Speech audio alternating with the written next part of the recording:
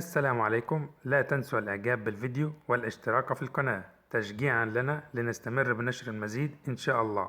أهلا بكم في قناة جود نيوز. السلام عليكم ورحمة الله وبركاته. تعرف على موعد مباراة الاتفاق ضد الاتحاد في الدوري السعودي. القناة الناقلة معلق المباراة.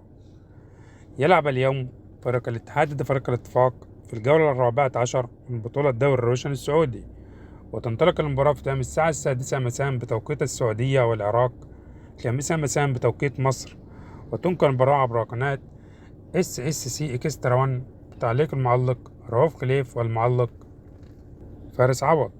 نأمل منكم ترك توقعاتكم عن نتيجة اللقاء. شكرا لكم على حسن المشاهدة، ولا تنسوا أن تشتركوا معنا في القناة والإعجاب بالفيديو. ما توقعاتكم لبطل دوري الروشن السعودي هذا الموسم؟